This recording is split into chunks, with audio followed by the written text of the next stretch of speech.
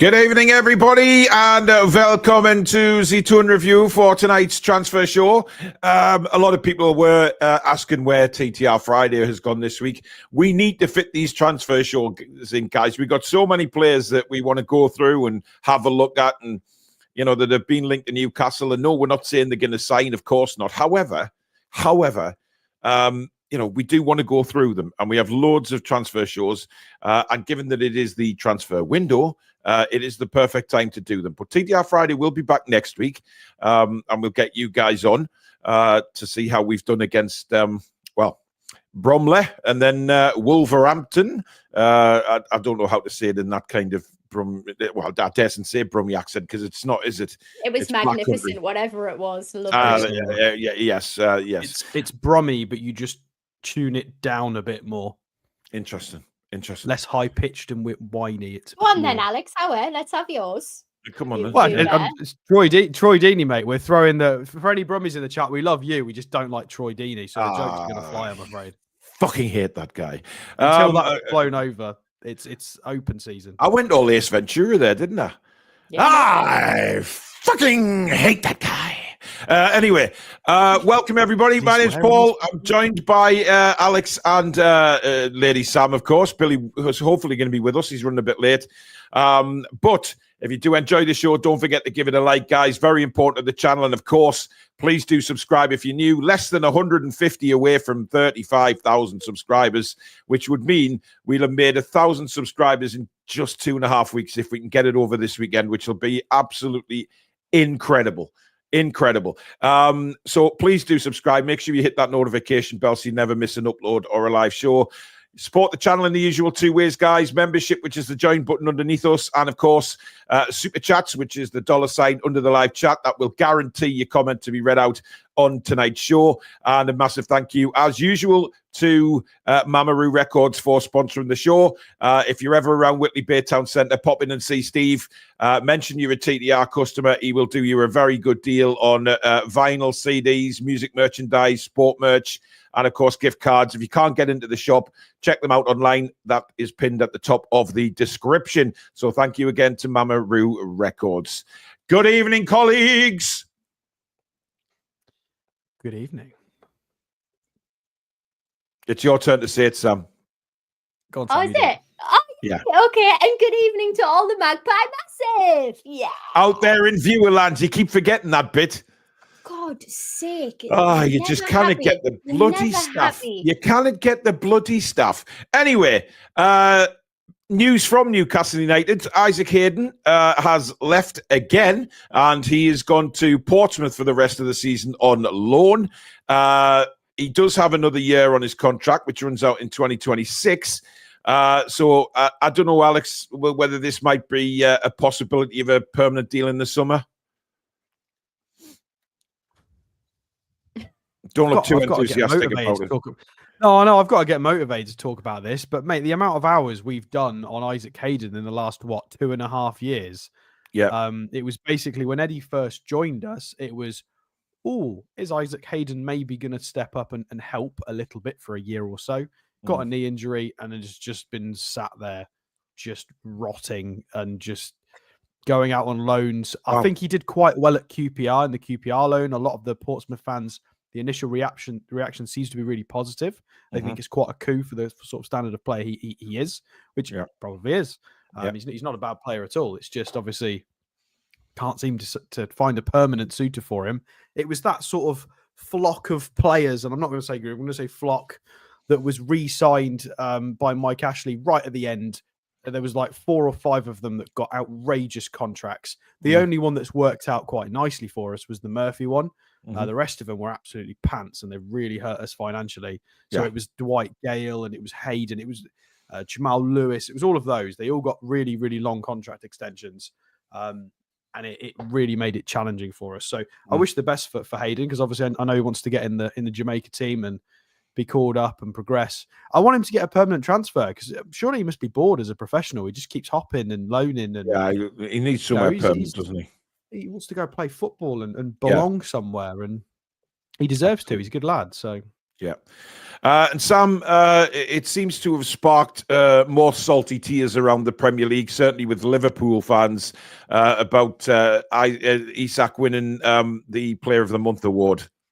Can you imagine? I know this, and it's fantastic. It's just like a little, I would say a little bit more salt in the wounds, but Yeah. yeah, my goodness, it's fantastic news. Fantastic news for us. That price tag's getting higher. His confidence is just through the roof, and rightfully so. So anything that just twists that knife a little bit, I love it. Yes. Of course, he won Goal of the Month as well, which Yeah. the thing is, Alex, Liverpool obviously think that Salah should have won both as well. I mean, it's unbelievable. It really is. It doesn't matter. If Newcastle are mentioned in anything, there is outcry. Yeah, I mean, I think it's just down to, I think that the team performance helps him in this scenario. I think because we've had such an incredible month of December and a bit of Jan, beating a lot of top teams in Europe, the traditional Big Six, a lot of away wins, consistent scoring, high quality of goals, sexy performances as well from Isak. Wow, there's some cliches coming from you tonight, Alex. It's a bit, it's Friday. Bit of everything from him. So I appreciate that. I don't think too many people would argue with you if you put out the line that Mo Salah is probably the best player in the world at the moment. Possibly fair to say. Does it mean that maybe Isak hasn't had as good of a month? Well, no, that's a bit unfair. When you think about some of the quality of the goals and some of the other things he's contributed to, it's very close. And I think they just need to pipe down, shut up. You've won a Champions League and a league title recently. Let us have Goal of the Month and the player, for God's sake. Like, come on, does it really matter that much? He's bloody good. He's very, very good. He's rated very highly. Everybody in the world wants him as a transfer. Just let us have one thing, please.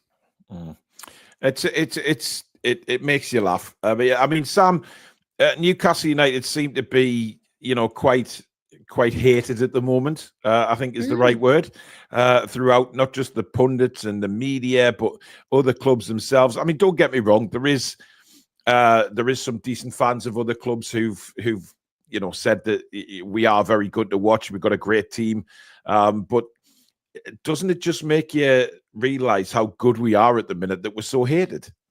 Yeah, it's definitely it's a good sign that the claws are just out from everybody at the moment, and it's obviously because we're doing well. So he's to more hatred coming our way. Like we've got tough skin up here. We're not bothered by it. Bring it on.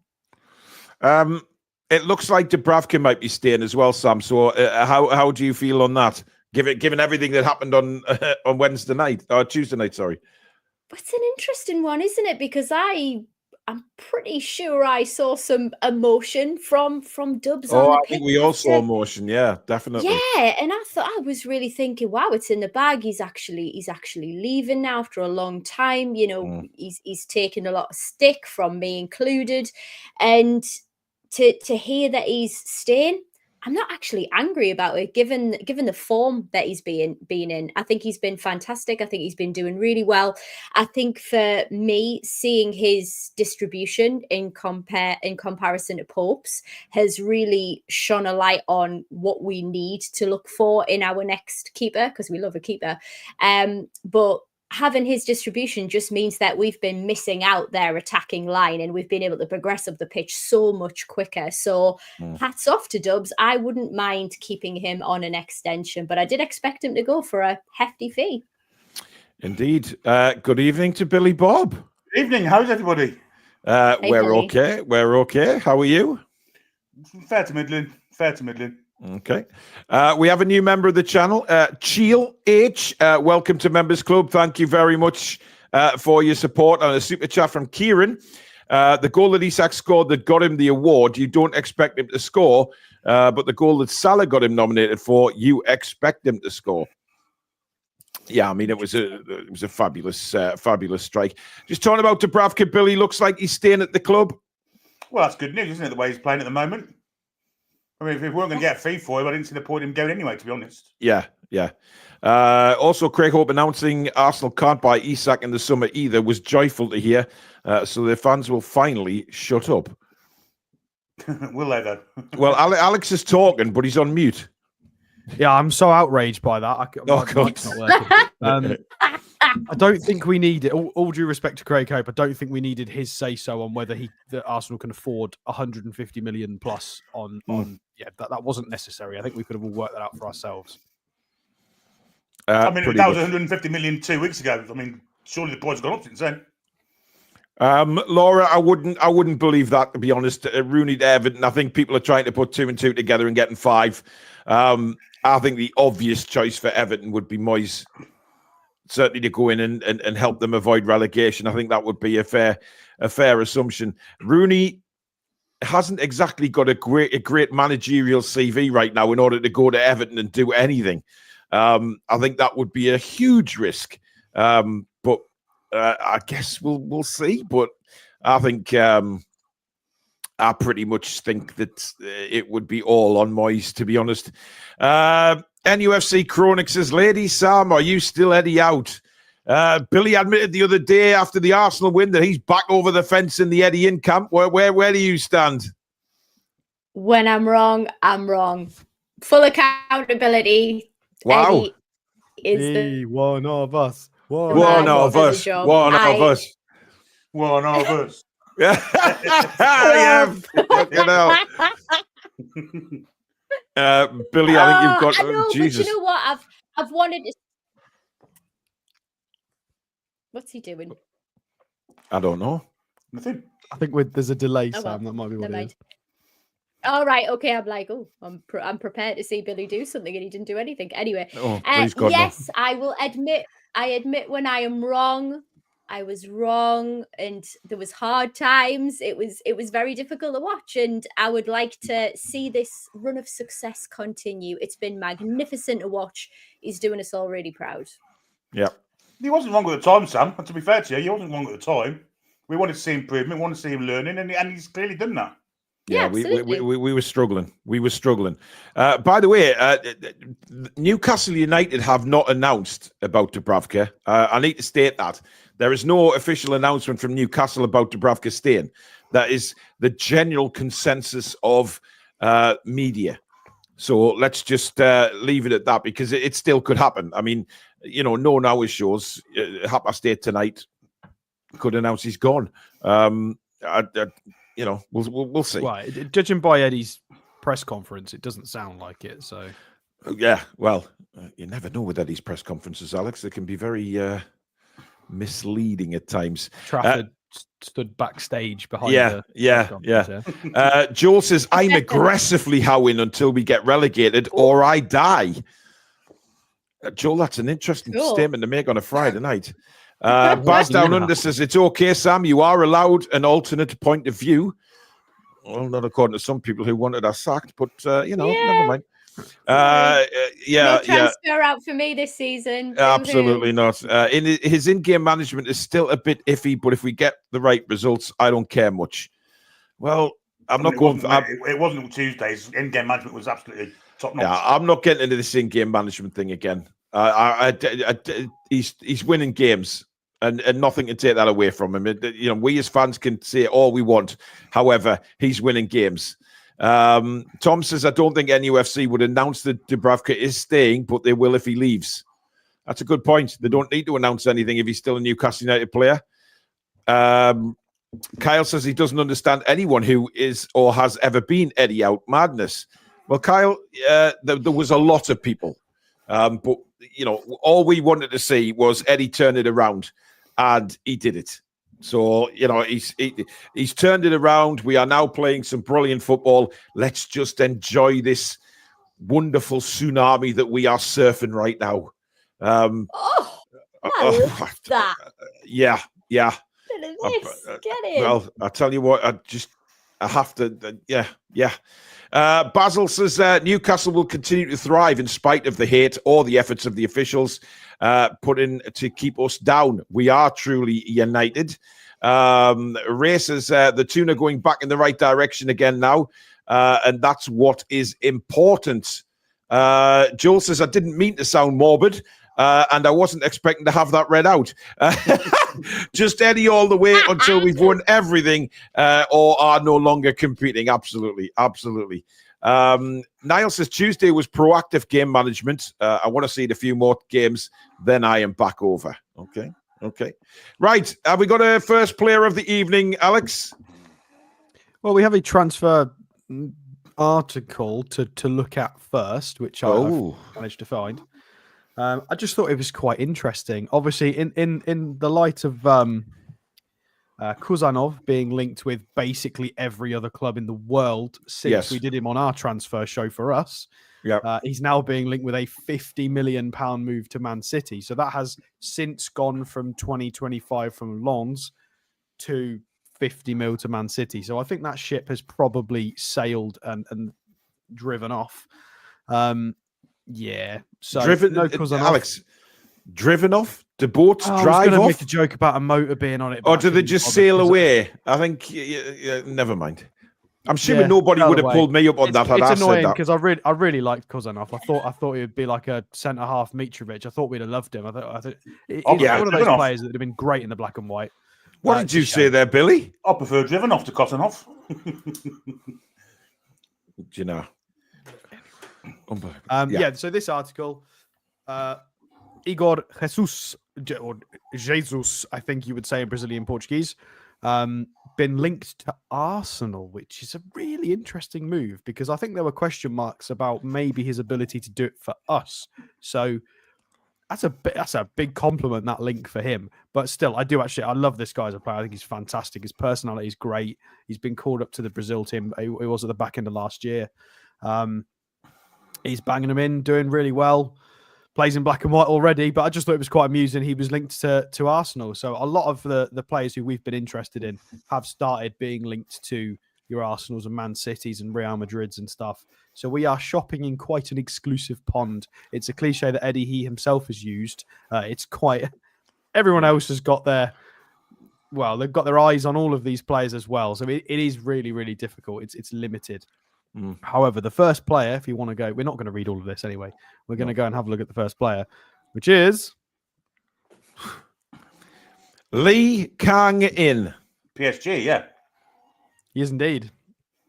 And he is. I think he's got a brother called Lee Kang-out, and they shake it all about when they were growing up. Yeah. No, definitely not. All right. Okay. So I think this is possibly maybe a little cheeky Kuba alternative. And we're not bringing any race into this guy, so let's not go down that route. It's purely because he plays in the exact same position, is left-footed, is a bit of a magician, plays abroad, and is kind of what we're looking for at the moment. I kind of feel like there might be a possibility of a transfer for this guy. I don't know why, just a gut feeling, but we'll go through the data for people who don't know who he is. His picture looks like he's about to go into Squid Game, doesn't it? Just because he's Korean. Well, just the picture, never mind. Move on. Yes, I mean Squid Game is Korean. Paul is kind of a red light, green light. Anyway, we'll move away from that. Tony Dalton's just come out with a classic. I've got a roof leaking. Oh dear. Anyway, sorry, Alex. I really like that. Anyway, so for people who watch a lot of our games, I'm pretty sure this guy played in one, possibly both of the PSG legs when we played against PSG. So we've actually seen him. He's very good. He plays on the right-hand side, left-footed. He's only Ryan Fraser height. Well, actually, he's a little bit taller than Ryan Fraser, which is always a positive. 23 years old, nearly 24. He's on... Stay quiet, Billy. To be fair to him, for PSG, I'm not as shocked by that wage. That's actually fairly manageable. It's not a million miles away from what we're paying certain people at the top end of the quality ladder in our club. So... kind of doable as well if we're looking at possibly not a January transfer, maybe January or summer if he moves. I'm not sure he would move from PSG, but there is only sort of 3 years left on the contract, so they could command a reasonable fee, but we'll have a look at that anyway. So all of that kind of points to it being semi-realistic if they were willing to entertain an offer. It's within the realms of possibility. You know, you're not looking at like 300 grand a week. He's got a reasonable wage. But so far this think of the season, shirt sales though, Alex, as well. You've got to consider that it's a massive market over there.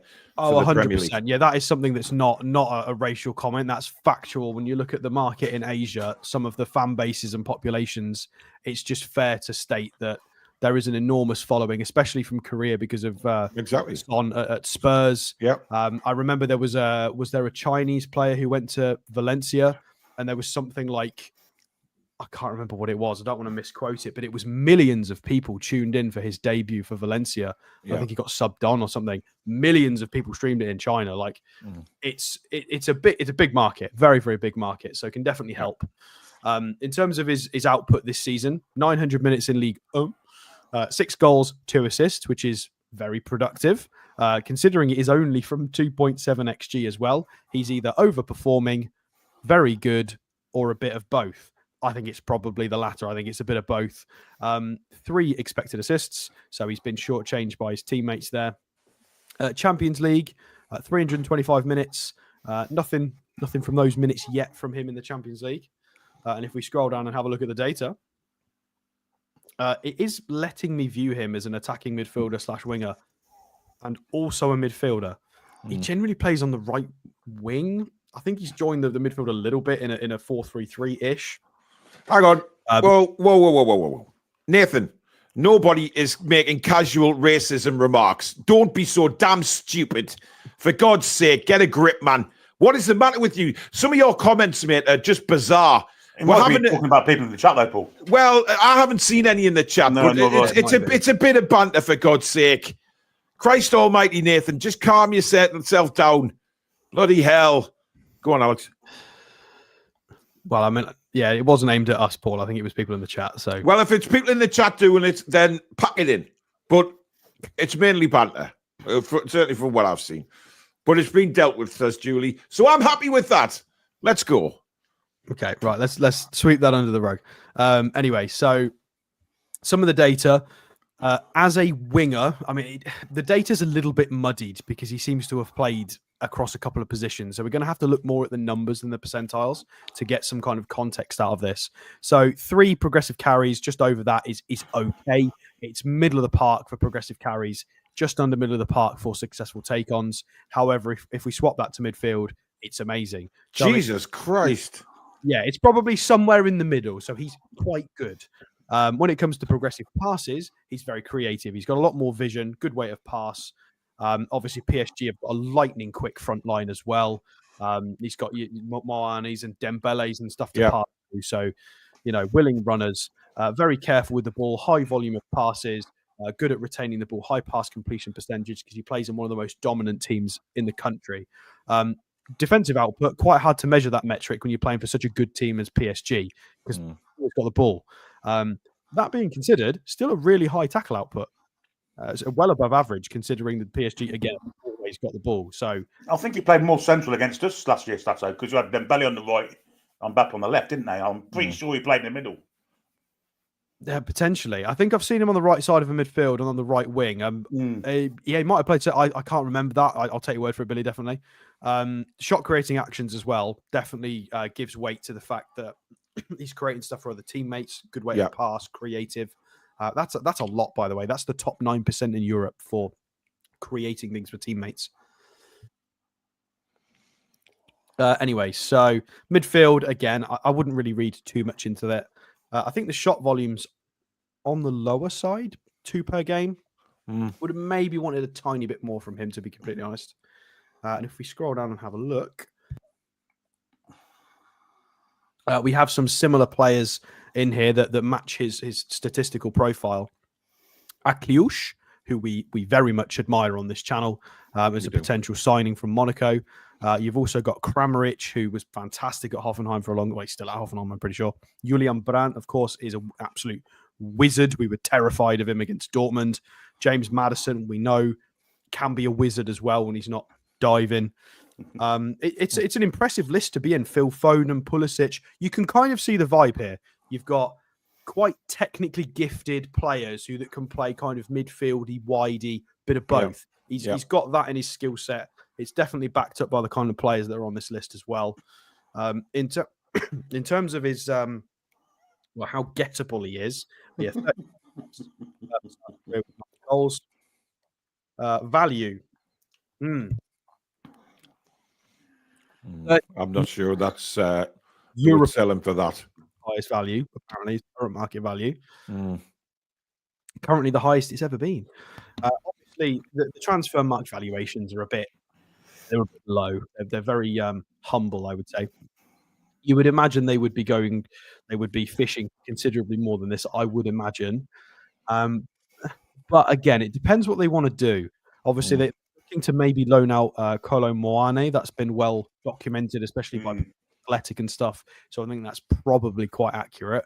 So I'm in an iron as to whether this guy is actually gettable. I don't know if you feel the same. I think he might be. I think he might. I think we'd have to put a decent offer in, though. I don't think 30 million would get him.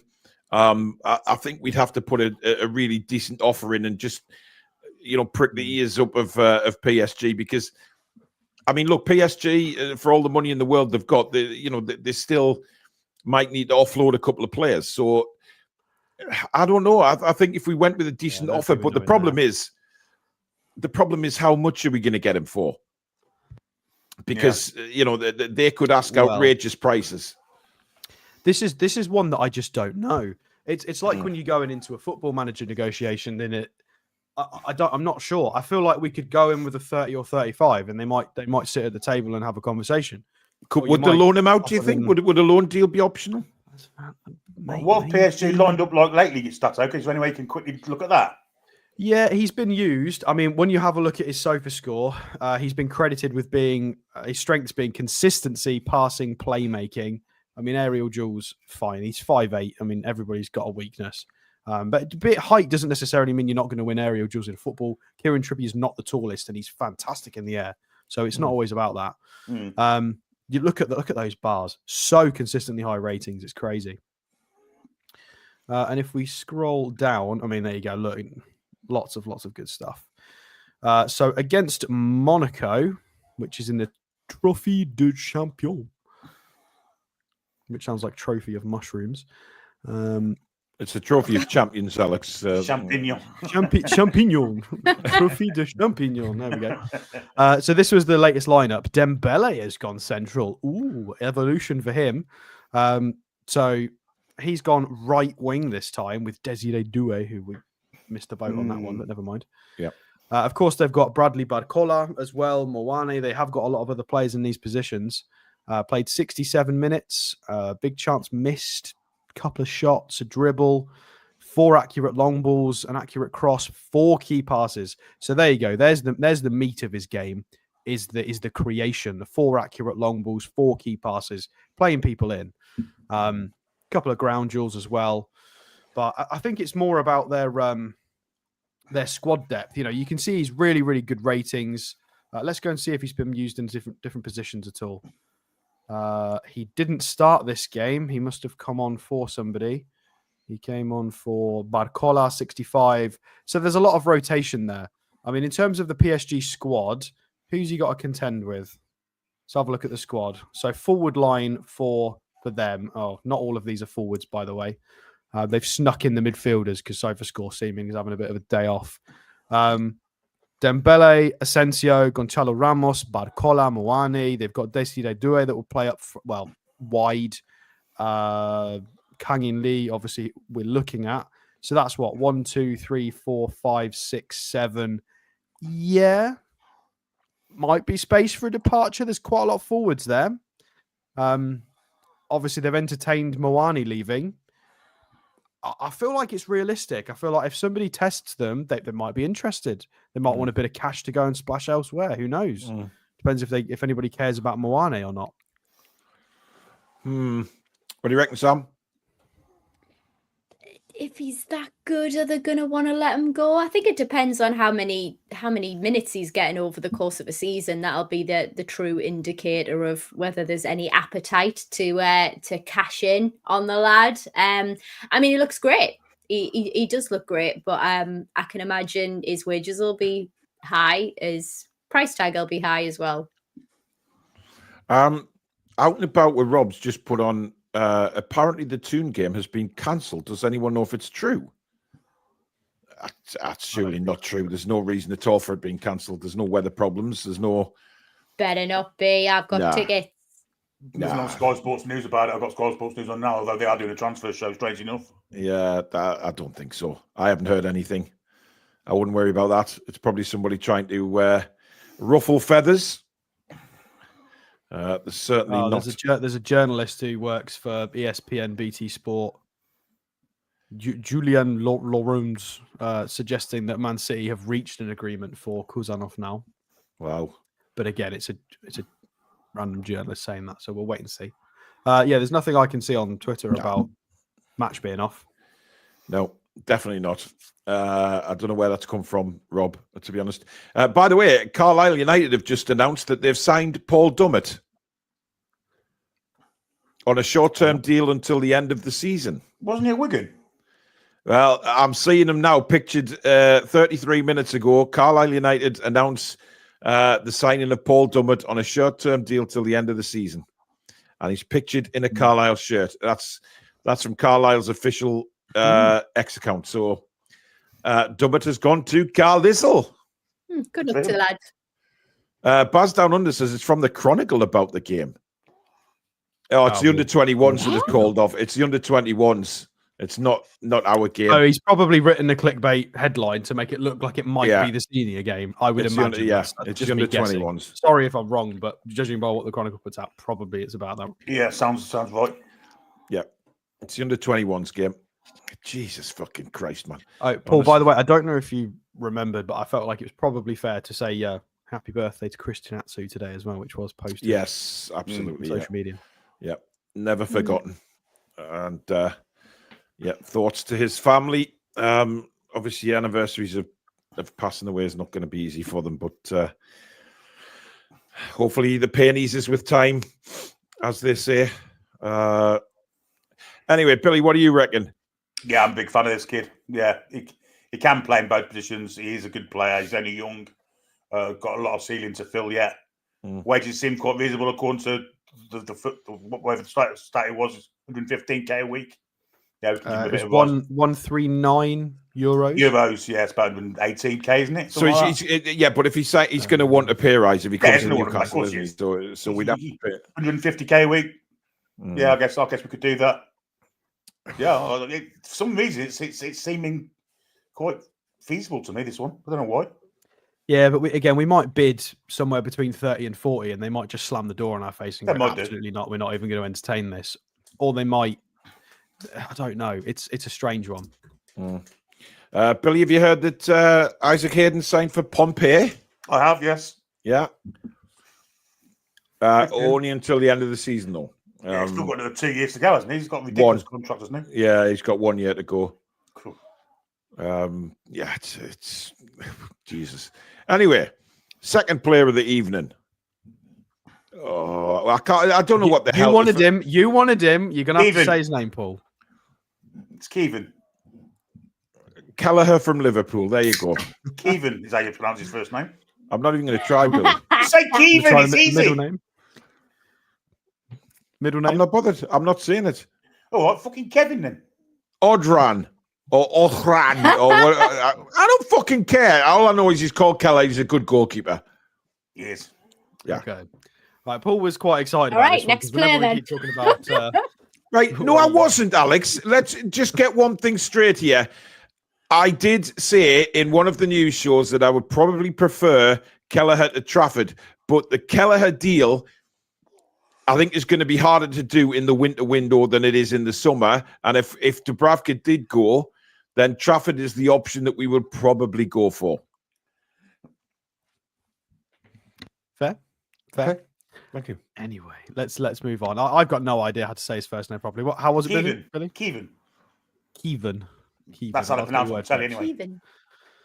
Kevin Kelleher. Okay, so a lot of people know who this guy is. Of course, he famously sort of broke through in the side, as far as we know, as neutrals in that cup run a couple of years ago, and he went all the way to the final, carried on, kept his place. And he's played quite a lot of games, to be fair, as a rotation goalkeeper, backup goalkeeper. Alisson loves the red card. loves a cheeky little injury as well. So he's had a fair few cracks at some minutes. And his numbers this season look quite good, to be fair, although it's not a huge sample size because, again, they have Alisson at the club. Just 2 seconds, Alex, because there's more about this postponement. Apparently, the Chronicle is saying that the match against Bromley might be postponed because snow is forecast before the game.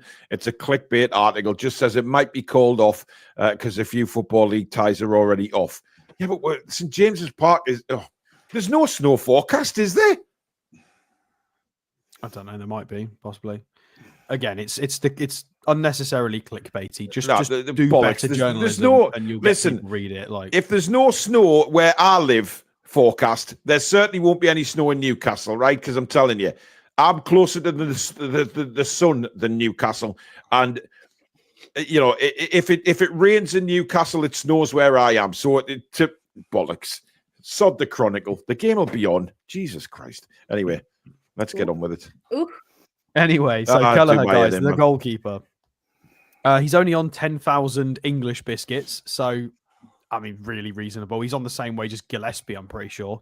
Yeah. Somehow they're paid the same wage. No idea how he's managed to swing that, but he's done it. He's only contracted until 2026. So that'll be 2 years in the summer. No, it won't be. I can't count. That'll be 1 year in the summer. Wow, it's time is moving forwards. So yeah, I mean, could be a reasonable price. There's not long left on that, to be fair to him. So he is 4 years older than James Trafford. 26 years old, so he's very young for a goalkeeper. 6'2" as well, so decent height. Not too much in that. As long as they're reasonably tall, I guess it doesn't really matter, does it? Unless you're Jordan Pickford. Statistics so far this season for his contributions, he has 10.4 post-shot expected goals, which means he should have conceded about 10-ish goals based on the quality of stuff he's had to stop. And he's only conceded 9. So he's in credit there. He's doing pretty well. Save percentage, 71%. Not bad. We'll have a look at that in the statistics as well. Champions League is even more interesting. He's on point to have conceded 3.7 post-shot expected goals, and he's only let in 0. So he's absolutely deadbolted the back door in the Champions League. Nobody's managed to get anywhere near him. Yeah. Billy. So let's scroll down. 100% save percentage as well. Three appearances. I'd like to see how many minutes that is, because I'm kind of curious as to how this has been accumulated. Let's scroll down and have a look at the data then. And here he is. So, of course, for people who haven't seen us review a goalkeeper on this channel, we do have limited statistics on free websites. I do probably need to get a paid FB ref at some point, but it is a little bit expensive. So how is he doing? The save percentage so far per 90 in his overall performances. It's not just based on this season. So this is in his last 2,000 minutes of data. So a much bigger sample size. Puts him in the top 16% in Europe, which is very impressive. So really, really good save percentage. And that, in my opinion, is not down to how good the team he's playing in is. Your saves are your saves. That's just your quality. So that is definitely him putting up his own numbers there. So that's really, really good.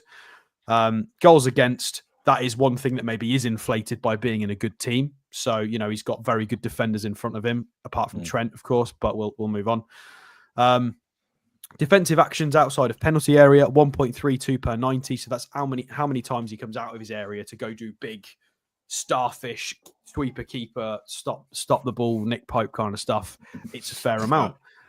He's in the 74th percentile, so he does it quite a lot. He also goes the average distance of defensive actions is quite high at 16.4 yards. So he does, when he comes out, he comes out. I've come on. Right hand side. Here he is. So this is his data in a pie chart. It gives us some different things to look at. So pass completion percentage launched, which I know seems a bit weird. He's a bit low on that in the percentile, only the 11th percentile. So let's go and make this easier to digest for people. Let's go and compare this to Martin, shall we? There we go. There's Martin. Martin's in red, everybody, and Kelleher's in blue. This makes more sense now. So what is he better at than Martin Dubravka? Well, they're both meh. They're both a bit meh when it comes to passes, pass completion launched. Obviously, I know Dubravka's been really good recently, but this is a This is over a long period of time. Save percentage, Kelleher's better than Dubravka on average. The post-shot expected goals is better. Save percentage of penalties, Kelleher is notoriously quite a good penalty saver as well. And if we go and have a look, we can actually check this against Nick Pope as well. Nick Pope, a little bit different. Nick Pope's very good at stopping crosses. He does come and sort of claim he's very tall, very confident, and a lot better in the last sort of year or so at that. Slightly worse than Kelleher at the pass completion percentage launched, which is, considering Kelleher was already in the bottom 11%, that's quite bad that Pope's even lower. So, but we know that. We know Pope's not great with his feet. So yeah, metric-wise, he's on par with the good bits of both Pope and Dubravka. He's done the business in the Premier League. He's got Champions League experience. He's not got sort of emotional baggage and damage that Karius had. No disrespect to Karius. We do love him. He played for us and he tried his best.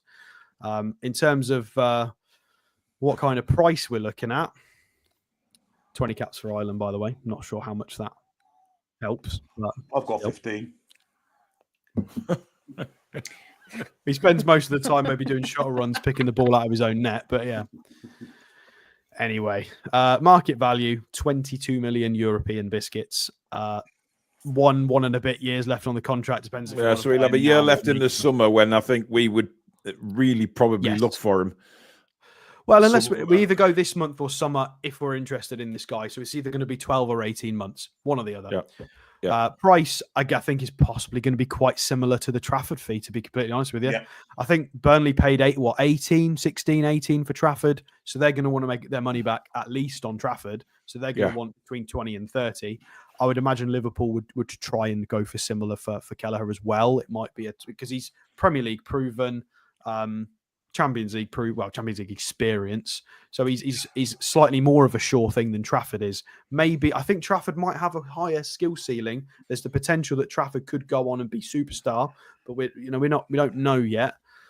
This is more of a safer bet as a transfer. So, and to be honest, there's not really much more in it. We could waffle on all night, but it's he's a good goalkeeper. It's a safer bet. He's played in the league. He's consistent. It's still going to be a reasonable amount of money though. So yeah. What would you do, Sam, with the goalkeepers? Because obviously there's Trafford in the mix as well. Where does your preference lie?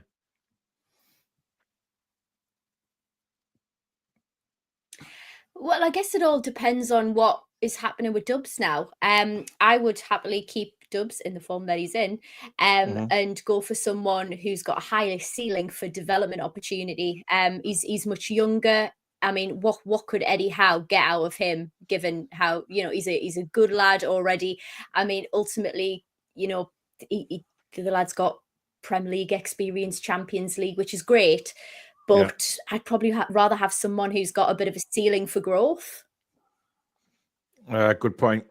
Peter Garthwaite says no point in buying Lee, as Eddie wouldn't play him for at least a year.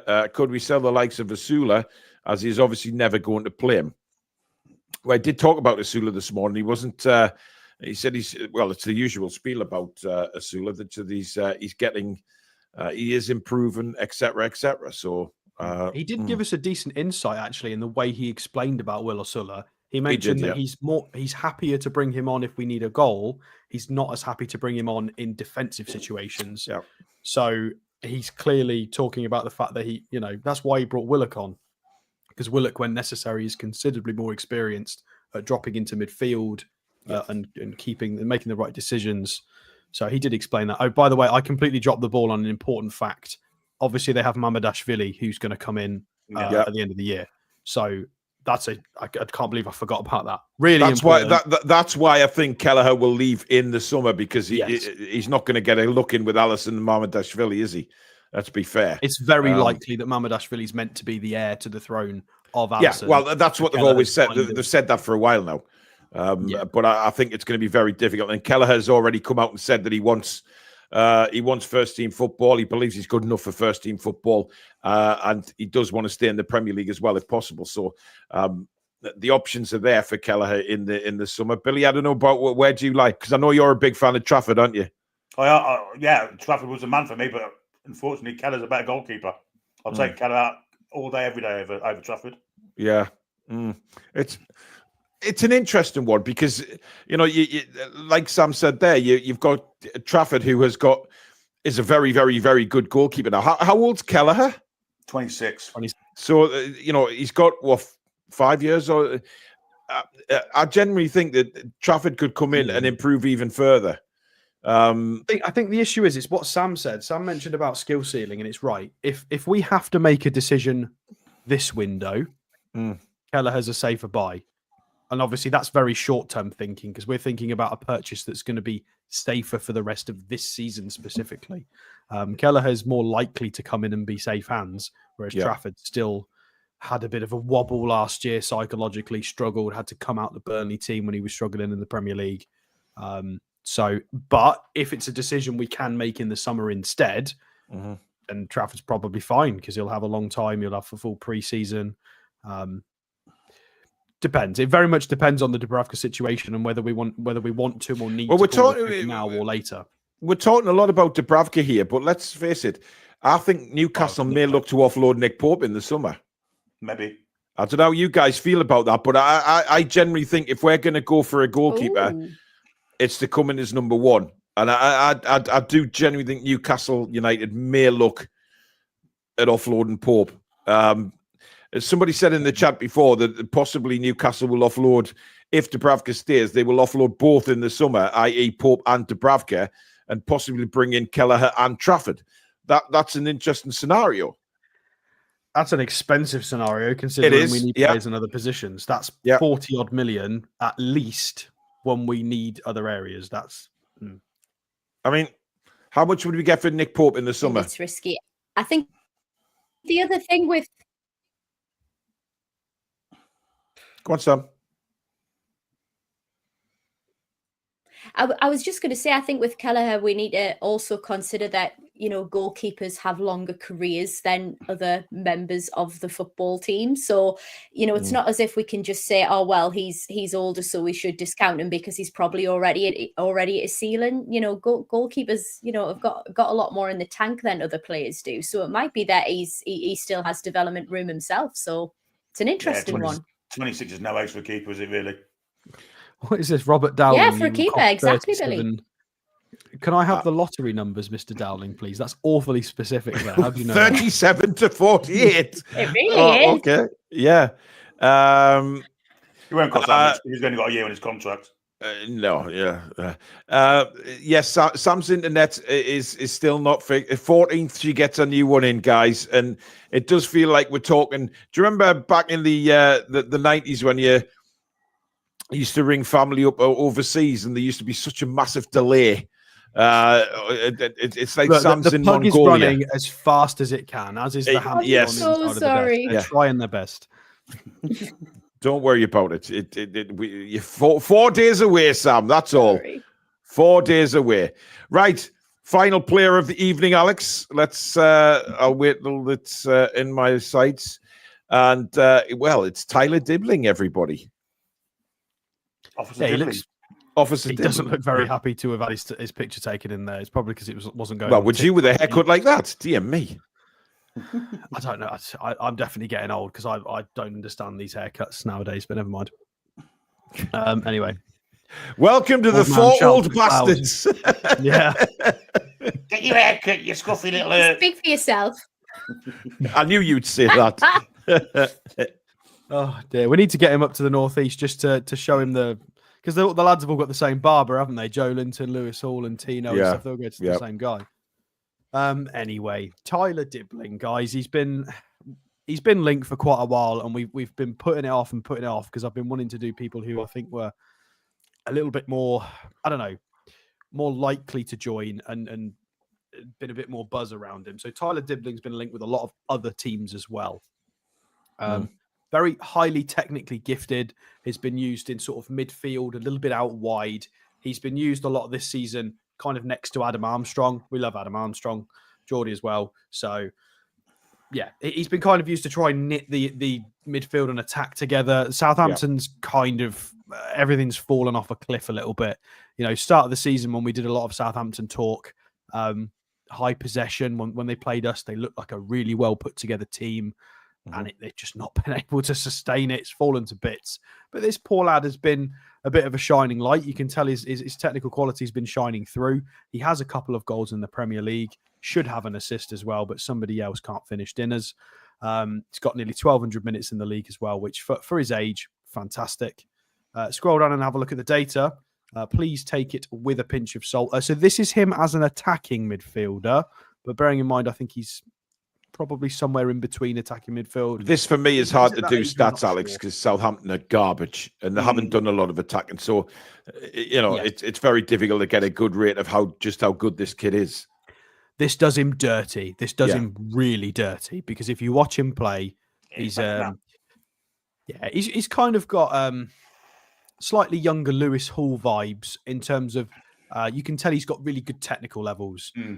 Keeps the ball really well, dribbles really well, looks super confident, doesn't look out of place with the ball at his feet in the Premier League. Happy to try and take some players on. And if you have a look here, he's well over average for successful take-ons as an attacking midfielder. So really confident at taking a man on.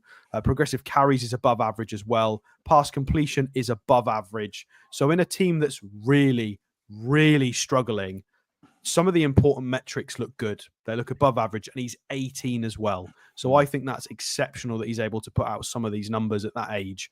Tackles as well, 80th percentile. So some really, really good stuff there, to be fair to him. Yeah. I think this is possibly, I would take a lot of this with a pinch of salt. So don't look at all the red percentiles and just assume he's not very good, because that's really unfair, because he's been linked with a lot of top clubs, because you can see the quality in him. So if we scroll down, we can have a look at who he's kind of similar to. As a midfielder, you've got McGinn and McNeil on these lists, Pellegrini as well. Attacking midfielders, McGinn's on there, Yildiz and Dye as well. Who else? Buonanotte, Loftus-Cheek, Felipe Anderson, who used to be at West Ham. So you can see the kind of guy he is, that he's won't give up the ball too easily, likes to try and take it forward. But again, very, very young. And maybe we could do with a bit more data before you have a serious conversation about him. But still, putting up some impressive stats. Have we got any data for him from the previous seasons? Not really. So he didn't. I mean, I've not done loads of research on him beyond what I've seen of him this season. I actually assumed he'd had his breakout last year, but that's apparently not true, because it looks like he's broken out this year. So even more impressive. I thought he'd come off the back of a good championship run, but nope, he hasn't. In terms of recent performances, started off the season getting 7s and 7.1s. I mean, to be fair, Southampton looked a lot cleaner in sort of August, September. And then they have definitely started struggling. He is left-footed, which is an interesting thing to consider. Tends to favour sort of the right side of the field a bit more, kind of like a Willocky, right-sided Willocky in a sense, if that makes sense. Not too short either. 178. What's 178? It's about 5'10 and a half, 5'10 and a half. About Joe Willock height, to be fair. So reasonable height again. Only 18. So he'll definitely get physically stronger as well. And if we have a look at recent games, I mean, he did score against Palace end of December. So he did get a goal in this game. So if we go and have a look. We did actually, Dylan's made a comment, which just reminded me. We did look at this guy in 2022. Newcastle were very interested in signing when he was 16. Obviously, would have just look at him. No. We didn't do anything on him on the channel. He was only 16, but Newcastle did look at him to join the academy. But I don't know why he didn't go through, whether we put an official bid in or not. I know we were interested in him, but obviously nothing happened with that. So, well, you can see kind of the idea here from Southampton. So he'll find himself in midfield sometimes, and often trying to join up and do wide plays. He is very good out wide, actually. Watching a lot of clips of him, box entries are really good. Again, you saw the successful take-on stat was quite high for him. So when he's in the right position, he's one of those young, hungry players. He doesn't care who's in front of him. He's just confident. He just wants to get past you and go forwards, which is when really he came good. on as a sub against us in the first game of the season, he went on the wide right. Lawrence says, remember him getting 2 or 3 goals when Gillespie had a total stinker for our under-23s in a loss against Southampton. When does Gillespie not have a stinker when he plays for Newcastle? Every second year in a blue moon. Yeah. What a sad face in his own half, though. Yeah, it is a little bit of a croissant, isn't it? So yeah, you can see that potentially this is when they're on the ball and off the ball. So this is kind of either settled possession or in a defensive shape. He's kind of in a midfield position, and then this is him kind of on the right side of the box, maybe with an overlapping wing back on over there, and he's kind of inverted a little bit, trying to make things happen again. Left-footed, options to cut inside and shoot. So you can see what they're going for here. He got his goal. I can't actually remember what this goal looked like. I probably should have watched that, but I'm sure somebody will remember what it is. One shot on target, which was, I'm assuming, the goal. One shot blocked. Didn't complete any dribbles. He definitely tried. He tried a couple of crosses, didn't get any. Tried a couple of long balls, got 1. 4 out of 9 ground duels. Again, Palace are quite meaty. They're quite hard to play against. We struggled against them as well. We always do. 2 fouls, was fouled twice, blocked a shot, 1 interception, couple of tackles. I mean, again, we're talking about an 18-year-old. So I think for the context of it, really, really impressive. You know, we keep talking about some of our players who are 21, 22 and talking about age and giving them a pass. This guy's 18 and is doing fine in a really struggling team. Yeah. So I think it's only a matter of time before Dibling goes somewhere. I can't imagine, although Southampton have a habit of holding on to players. Well, Foxy says here Dibling went to Chelsea in 2022 and straight back to Southampton 2 months later after failing to settle. I'm not surprised when they had 482 players in the dressing room. Yeah. Poor kid. Yeah, he's got no chance. Yeah, I think he's potentially needs to stay at Southampton. I don't think there's any benefit for him moving right now. I think he could do with men's football. If anybody does want him, I think he definitely needs to stay at Southampton. And I think it's maybe a bit rude to Southampton to suggest we could just come in and swoop and take him. Although it is the nature of the beast of the market. They might need a bit of money. They might be scared they're going to go down. It depends what kind of financial situation Southampton are in. Fee-wise, by the way, he's rated at approximately 22 million euros on Transfermarkt. Again, he's going to cost a lot of money. He's going to cost a lot of money. He's English and he's high potential. It's one of those that could be anything. You just don't know. Sam, what do you reckon? Oh, by the way, on Transfermarkt, by the way, just so you can see it, we are one of the rumoured clubs on Transfermarkt. Not that means too much, but yeah. Sam? It's a lot of money for a punt, but do you know what? If we had the money in the kitty, then yeah, absolutely, let's go for it. But I'm probably with you on this one, Paul. I think he probably is better off staying. Yeah.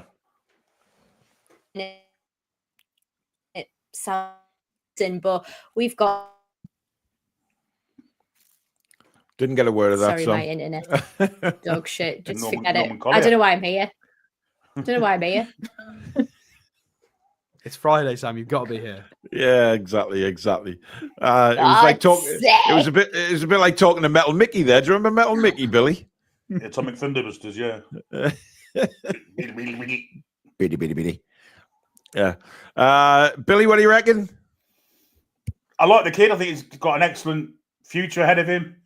I just think we want something more established on our right wing, I think. Yeah, I think real quality that's definitely proven now. Yeah, he's one for the future, isn't he? But you know, how many times we say that about Newcastle United signs? He's one for the future. We need players in now. We really do. But there you go, guys. That is the transfer show done and dusted. We have another one tomorrow, 4:00. Don't miss that one. It's going to, again, 3 more players to add to the cart. And then Sunday, of course, Match Day Live, 2:30.